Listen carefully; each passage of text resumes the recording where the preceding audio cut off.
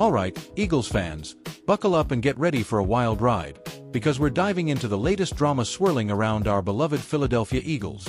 Did you know that after a tough loss at Lincoln Financial Field, the team's been buzzing with one word: communication?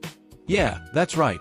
Communication is the name of the game this week, and it's got everyone from Jalen Hurts to Nick Sirianni talking. So, what's going on with our birds? Let's break it all down, Philly style, with all the passion, heart, and grit this city's known for. Fly, Eagles, fly. Let's start with the big news shaking up South Philly. After a surprising 31-24 loss to the Denver Broncos this past Sunday, the Eagles found themselves in a bit of a funk. It wasn't just the score that stung, it was the way things unfolded on the field. Wide receiver Devonta Smith didn't hold back, pointing out that the teams got to get on the same page. Picture this. In the second half, Jalen Hurts launched a dagger pass meant for A.J. Brown, but it fell incomplete. And guess what? Neither of them talked it out afterward. Ouch. That's not the kind of chemistry you want from your star quarterback and your top wideout. But hold on, because this story's got a silver lining. That missed connection sparked something big. Hurts, Brown, and running back Saquon Barkley huddled up for a 2-hour players-only meeting to hash things out. 2 hours. That's longer than some of us spend deciding what to order at Pat's or Geno's. This wasn't just a quick chat over cheesesteaks. These guys were digging deep, figuring out what went wrong and how to fix it. For Eagles fans, this feels like a potential turning point in the season.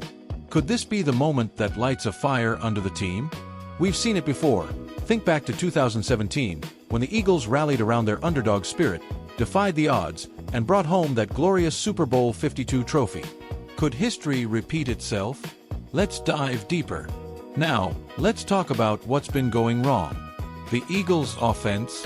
It's been struggling, folks. They're sitting in the bottom 5 in the NFL for total offense and passing yards. Yep, you heard that right.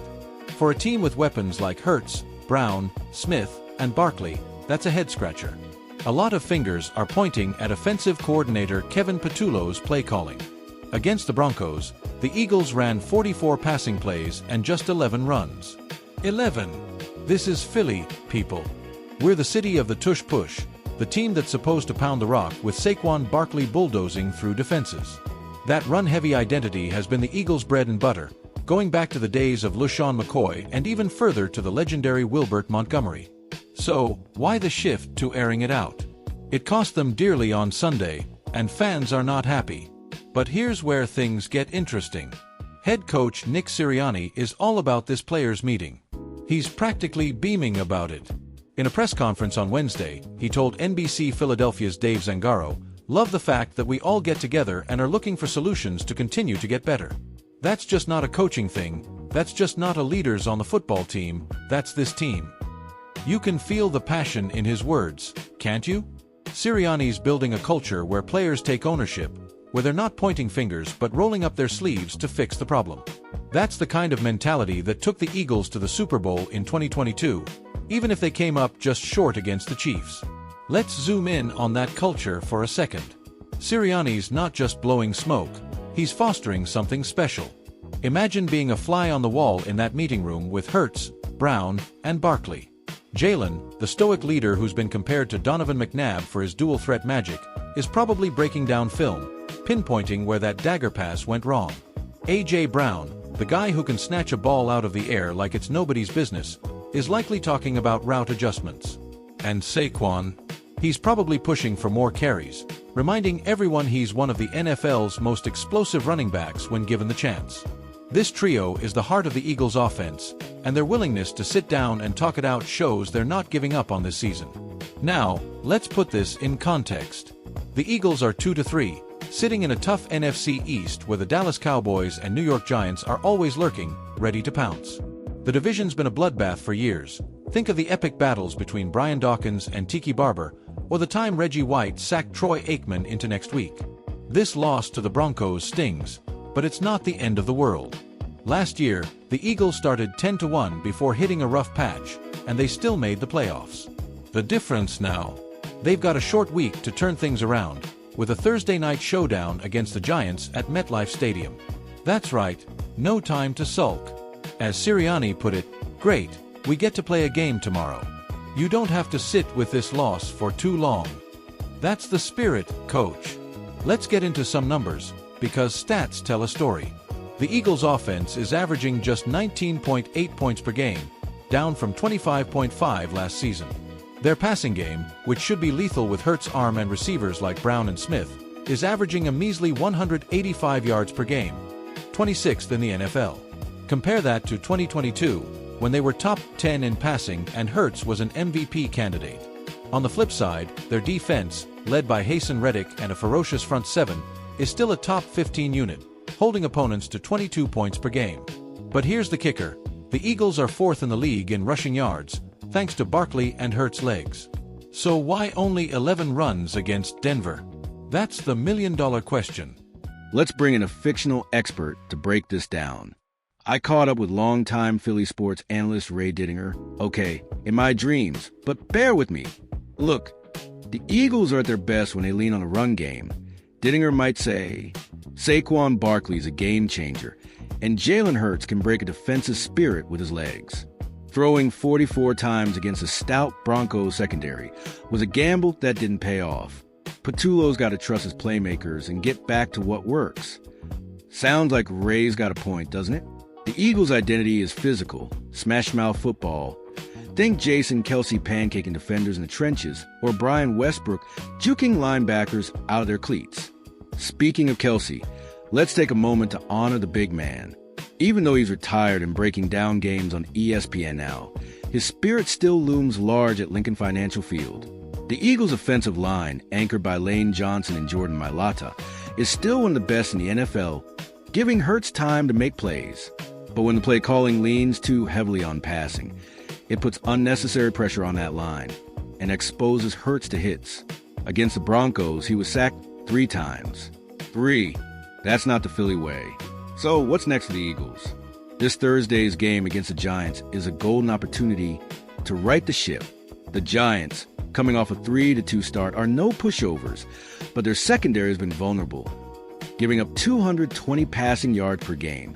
This could be a chance for Hurts to connect with Brown and Smith for some big plays. Maybe even a classic Philly deep ball that gets the link rocking, even if they're playing on the road. And let's not forget the rivalry. Eagles-Giants games are always heated, going back to the days of Chuck Bednarik laying out Frank Gifford in 1960. The "Fly, Eagles, Fly" chant will be echoing through MetLife, carried by the thousands of Philly fans making the trip up I-95. What do the players think about this matchup? Let's imagine a quick chat with A.J. Brown after practice. "Man, we're ready to go," Brown might say, flashing that megawatt smile. "That meeting we had, it cleared the air. Me, Jalen, Saquon, we're locked in. Giants better be ready, 'cause we're coming to ball." You can almost hear the crowd roaring already, can't you? Looking ahead, this game could set the tone for the rest of the season. A win puts the Eagles at 3-3, keeps them in the NFC East race, and builds momentum heading into a tough stretch against teams like the Tampa Bay Buccaneers and Kansas City Chiefs. A loss, though, it could spark more questions about Sirianni's play calling, and whether this team has the mental toughness to make a playoff run. The good news? The Eagles have been here before. In 2019, they started 5-7 but won 4 straight to snag the division. In 2017, nobody thought they'd beat Tom Brady's Patriots, but Nick Foles and a backup squad pulled off the impossible. This team's got resilience in its DNA. Let's sprinkle in some Eagles trivia for the diehards. Did you know "Fly, Eagles, Fly" was first sung in 1933 as "Sweet Adeline" before being adapted into the anthem we know today? Or that the Eagles-Cowboys rivalry is so intense, Philly fans once threw snowballs at a guy dressed as Santa during a 1968 game? Yeah, we're a passionate bunch. And let's not forget the miracle at the Meadowlands. Both of them. In 1978, Herm Edwards scooped up a fumble to stun the Giants. And in 2010, Deshaun Jackson's punt return touchdown sealed one of the greatest comebacks in NFL history.